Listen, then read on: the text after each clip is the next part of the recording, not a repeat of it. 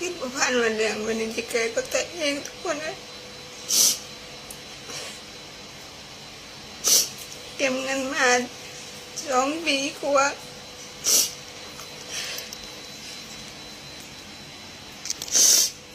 บัดพอมาทุบบ่มีเงินจากบาทหยอดเป็นหมื่นก็เคยหยอดเขา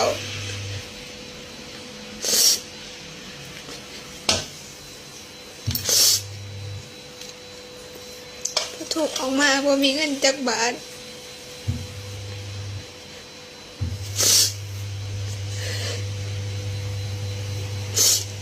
นี่มันกูเหลือใจเด้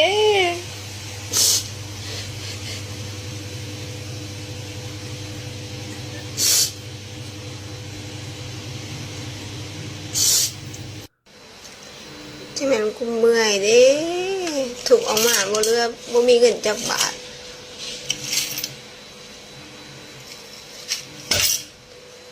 หยอดมาเป็นปีแถมยังหยอดแต่แบ่งพันจะมาเป็นแบบนี้เด้เนาะชีวิตเมื่อยนั่นเลยมันเกิดยังขึ้น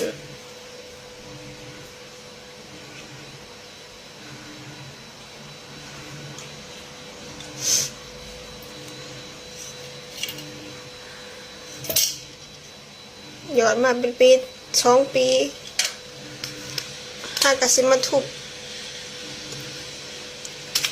บุกขึ้นเลยว่าบ่มีเงินจากบาทนั่นกับกระปุกออมสิน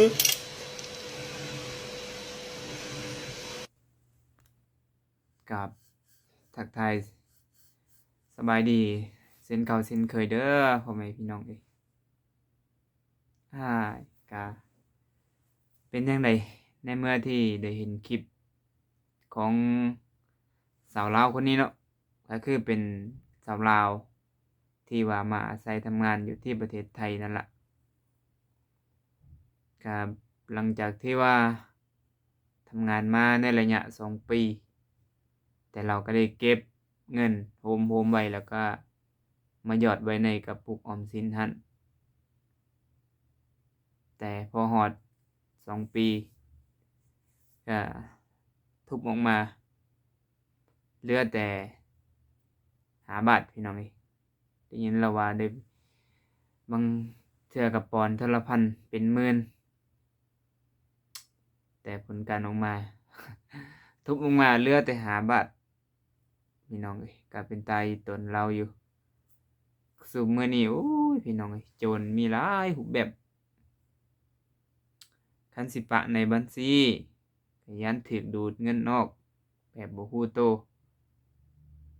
ปะมาแบบนี้ก็ถูกโจรลักแบบนี้เอ้าทำงานมา2 ปีเต็มๆมาเกิดเหตุแบบนี้มันตาเห็นใจพี่น้องก็อยากฝากบอกให้ทุกคนเนาะที่ทำงานบ่ว่าจะประเทศไทยหรือต่างประเทศก็อยากให้มีสตินั่นล่ะซุมื้อนี้จักแม่นหยังอยู่ในธนาคารก็ยากพี่น้องปะเงินนี่จักสิปะแบบใดสิใส่ซื้อทองมาใส่คอหรือว่าใส่คำมาใส่คอก็ย้านโจรมันยังมาดึงเอาสิเฮ็ดแนวใดก็อันนี้เราก็อาจจะได้แจ้งความไปเรียบร้อยแล้วล่ะแต่ก็ถ้าเบิ่งก็ถ้าเกิดว่ามีวงจรอยู่ตอนหน้าห้องก็อาจสิทันเนาะ